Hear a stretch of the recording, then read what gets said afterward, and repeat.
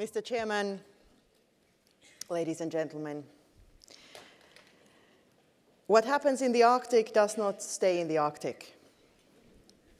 As we all know, the temperatures in the Arctic continue to rise at an alarming rate, 3 times the global annual average. It is warming faster than any other region on Earth. But in recent years, the Arctic has also become hotter in another sense, geopolitically. What was once considered a region of low tension and peaceful cooperation is now experiencing increased strategic interest, great power rivalries, and diverging economic and political agendas. The Arctic is no longer isolated from the currents of global competition. Finland is committed to the vision of a peaceful, stable, and sustainable Arctic. The vision is grounded in respect for international law, existing agreements, and above all, in the spirit of constructive cooperation. We cannot afford to view the Arctic as a separate or isolated component of our foreign policy. The Arctic must be seen as an encompassing and ever-present dimension of our broader foreign and security policy. With Finland and Sweden having joined NATO, the geostrategic map of Northern Europe has fundamentally shifted. The Baltic Sea and the Arctic region now form a unified security space, one that is central to the Euro-Atlantic area and NATO's collective security and defense. Finland is firmly committed to ensuring that Arctic perspectives are not only acknowledged but consistently integrated into NATO activities. We believe that understanding and addressing Arctic issues is essential to strengthening the alliance. Finland works closely with Arctic allies, the A7, to set the Arctic on the agenda and strengthens NATO's defense and deterrence in the Arctic. Keeping our allies committed to Arctic security is of key importance. Excellencies, here in Reykjavik, that may seem evident, even redundant, to say the Arctic is our home. But the further south we go, the more important it becomes to repeat and emphasize this truth. The Arctic is a lived space, home to vibrant communities, unique ecosystems, and cultures that have endured for generations in harmony with the environment. When talking about the Arctic, we must talk about human rights, indigenous peoples' rights. Their livelihoods and traditions are, to an ever greater extent, at the mercy of warmer climate and geopolitical rivalry. I underline the importance of participation of the indigenous peoples on decisions that directly affect their homeland and livelihoods. We need to find innovative solutions that also work in the Arctic. One promising example comes from Finland. Well, not just one. The Finnish Meteorological Institute works closely with companies to develop AI-based modeling to better predict the consequences of weather events. This kind of foresight is vital, not just for civilian resilience, but for military preparedness as well. And for this, we need all the know-how and innovative ideas we can get of the private sector and the scientific community. Dear friends, when it comes to social situations, Finns are known to be introverts, especially us software engineers. However, there's one area where we do not need small talk to break the ice, and it is obviously the icebreakers. 80% of the world's icebreakers have been designed in Finland, and 60% of the world's icebreakers are built in Finland. Arctic know-how is an attractive asset in so many ways. Mr. Chairman, I started my speech by stating that what happens in the Arctic does not stay there. As I have laid out in my speech, this is also the case in reverse. What happens outside the Arctic also affects the Arctic. This is why forums such as the Arctic Circle Assembly are of great importance. Together we can discuss and analyze ways in which we can make our Arctic region more secure and sustainable while ensuring the peace and prosperity for the people in the Arctic and globally. I thank you. Thank you very much indeed. If I can invite you to join me here. Okay. And as I said before, we will primarily use this part. Please take a seat for questions from the audience. And I need the lights up in the hall, but before I take questions from the audience, I noticed in your speech, you said, if I remember correctly, that the Arctic and the Baltic is now a single security space, something like that. Yeah. I never heard that before. I'm not saying you are not right or so on, but it sounds like a new security military doctrine, to use the phrase that is often used in defense discussions. So is this now a fundamental new way that the government of Finland looks at the territory surrounding? Because when we started doing the Arctic Circle Assemblies, the Baltic was not viewed in that way. So now to talk about the Arctic and the Baltic as a single security space is something new. Can you elaborate on that? Yes, I can. Well, thanks so much, first of all, for having me here. This is actually my first time in Iceland, so it's great to be here. What I mean with that is that we live in a time where you really can't separate the values from what we are doing otherwise. And I guess why it feels so much like coming home when coming to Iceland for the first time, as I said, is that, plus it says that on the airport, so it's easy to come home because it says welcome home, right? So I really felt that.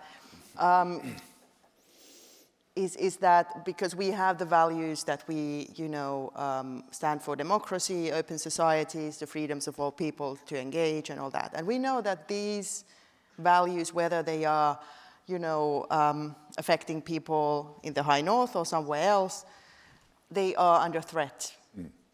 At the same time, we see in many countries these values advancing, but let's not go there now. So what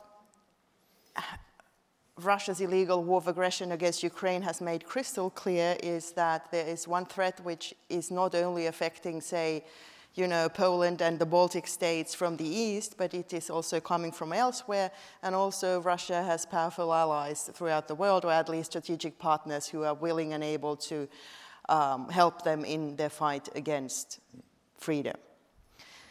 So this certainly applies also to the Arctic Circle. But having said all this, the Finnish Arctic strategy or our doctrine hasn't changed at all. I laid out the groundwork there, and of course, as a foreign minister, I'm very much focused on the foreign and security policy aspects of it, even though it encompasses so many other things as well, like climate change and the rights of indigenous peoples and all this. But my point is that we cannot really separate, the efforts we are making here or there, and especially part of the, Euro-Atlantic Alliance. At the end of the day, it is to protect what we hold dear, and that is freedom. Great. So let me see if there are, and I say again, those of you in the back, there are also microphones there. So let me see. Yes, there is there. Yeah, hi. This is Kanakvali Suryanarayan from University of Tromsø. So my question is that Finland has played an important role in creating the Arctic Environmental Protection Strategy, which has been fundamental in creating the Arctic Council itself.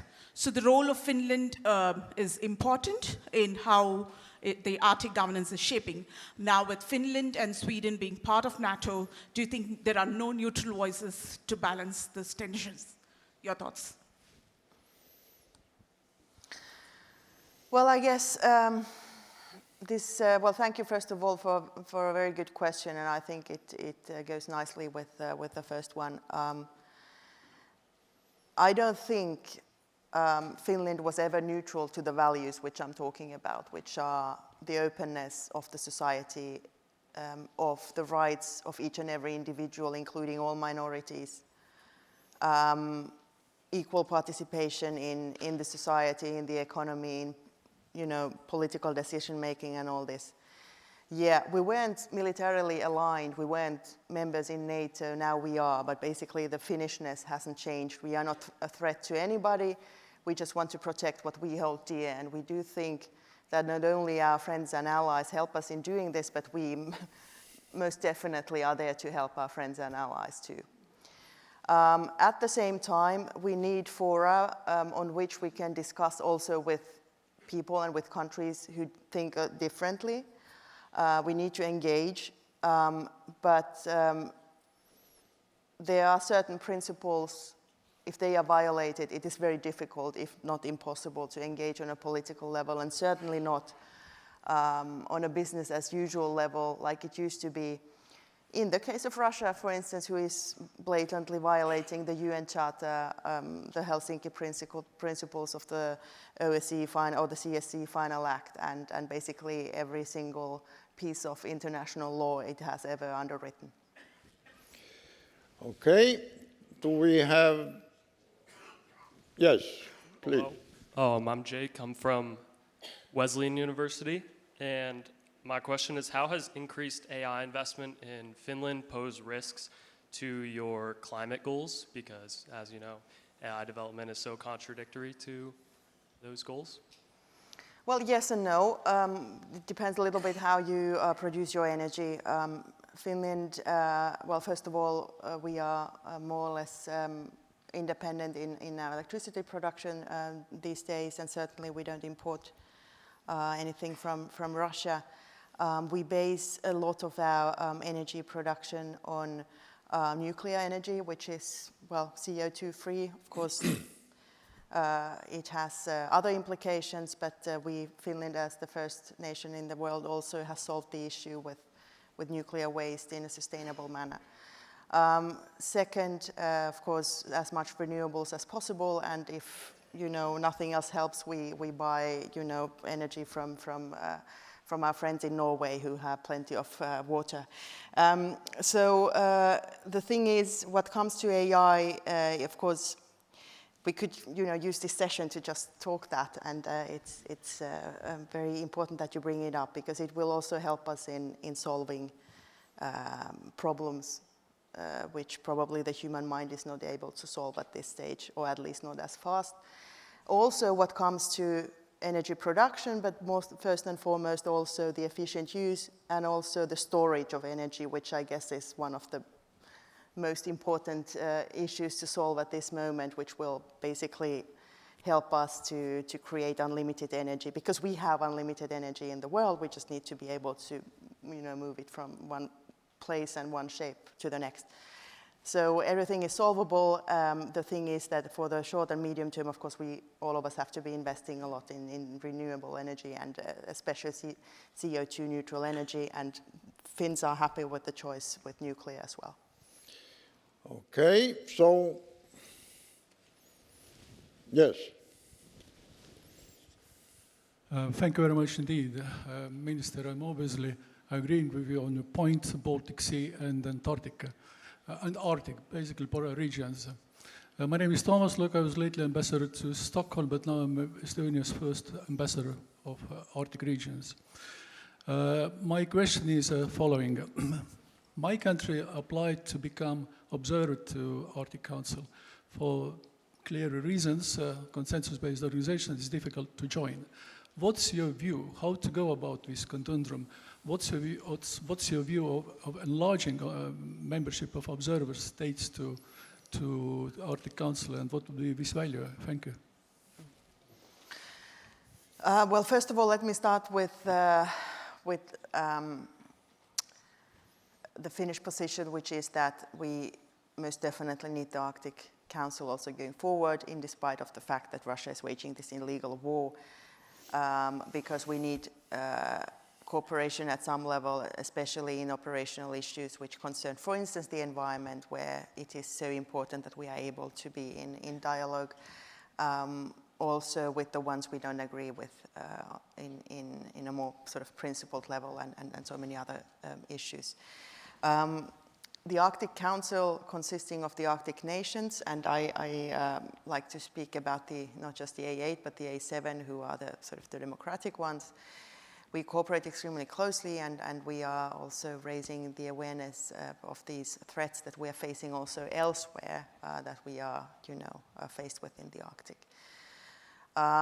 I don't have a massive position for or against what comes to observers, but what I want to say loud and clear is that we, especially the A7, the Arctic democratic nations, we need to assume an even larger leadership role in anything in relation to Arctic, because otherwise, and there's definitely powers who are willing to step into the void if there was one. And this is not something we can afford to, have. So, since I don't see any hand up, there's one there in the back, and then I will come to my point. Yeah. Thank you very much. My name is Åsa Rennemalm. I'm a professor at Rutgers University in the United States. And I heard you speak very nicely about your scientists at your Meteorological Institute and their important work. And as a scientist myself, I appreciate that. And in this session and other sessions I've attended earlier today, I heard so many people talk about the important role of scientists because of our ability to monitor, observe, and project the consequences of climate change. All right, now as a scientist working in the United States, I have been through a year that's been absolutely shocking, because I could never in my wildest imagination believe that the institutions that support science could be eroded so dramatically, so quickly, people losing their jobs, funding being cut, etc., and the whole, existence of science put at risk. I think, I grew up in Scandinavia, so it's close to my heart, and I think this, to me, is a warning to Scandinavia, to Europe, to the rest of the world, of just the dramatic speed of which institutions can be destroyed and dismantled. And my question to you is, what do you do? What lessons do you take from this? And what do you do to support your scientific institutions so that they cannot be destroyed in this way so quickly with just a change in political power? Thank you very much.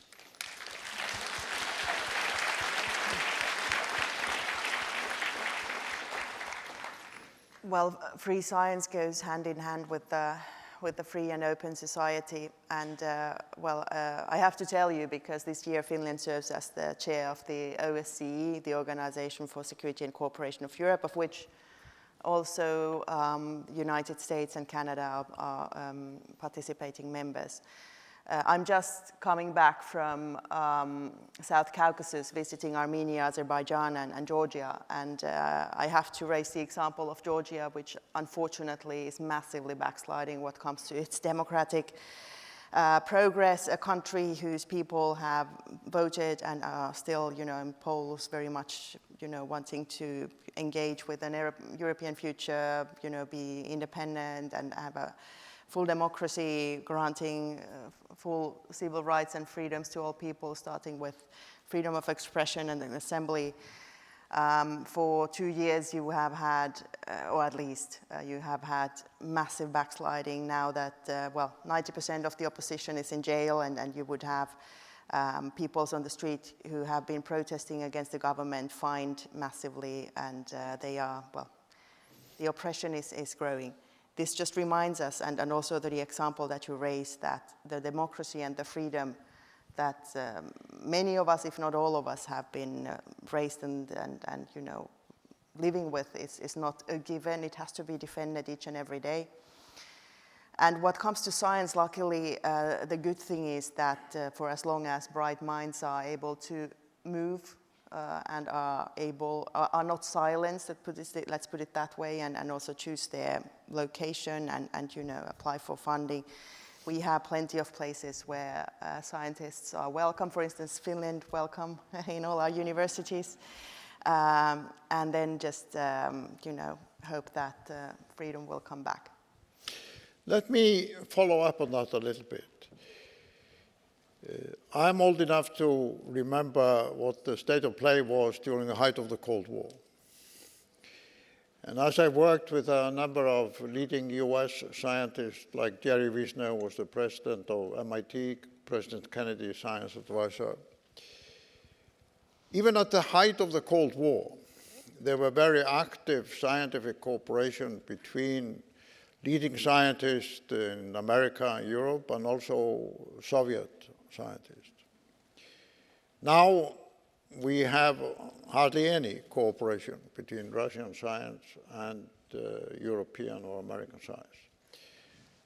We are also seeing, as was referred to, development within the United States, where universities, research institutions dealing with climate change and many of these issues are facing various challenges. We have also observed in the activities of the Arctic Circle, including our forum in India, that not only are there various problems with respect to dealing with China in terms of science, but also between India and China in terms of science. So to some extent, I would even say that we are now facing more challenges in terms of global scientific cooperation than we have for decades, for a number of reasons, not just Ukraine or the invasion of Russia. So my question is really this: how can we monitor the climate challenges of our planet if there are increasingly barriers and preventions and taboos and restrictions in terms of active global scientific cooperation on the polar regions, the Arctic, Antarctica, the Himalaya, third pole area?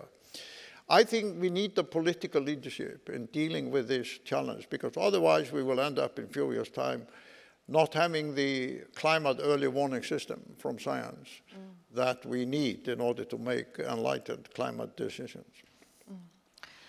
Yeah, well, science needs data. We don't even have to talk about artificial intelligence, but even human intelligence needs data, because otherwise we are not able to, verify things and also create new things. So of course it's a massive problem if data is either meddled with, or it doesn't exist, or it's not, something you can trust. So that truly is something we have to pay attention to.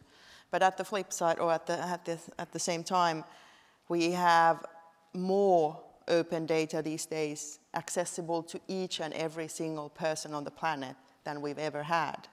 And this still holds true despite all these challenges that we're facing at the moment. This gives me a lot of motivation to, in the sense that things are not as dire as sometimes they seem. But also motivation to really fight for the rights of each and every person, but also that we also, in going forward, we have a free scientific community and free people able to not only contribute to scientific processes and progress, but also reap the benefits of it. Well, thank you very much, Minister. I'm getting a very strong message here, as you can see, that the senators in Washington are waiting to come live to face questions from this audience. But I also find it interesting, you have not been asked a single question about icebreakers. Although I think the decision announced when your Prime Minister and President visited Washington a few days ago is one of the monumental decisions taken in recent years in terms of capabilities in the Arctic. But maybe we reserve that for another occasion. But thank you very much indeed for coming and participating in this dialogue, and it's a very important contribution from Finland into the Arctic cooperation. So Thank you very much. Thank you so much. Thanks. So,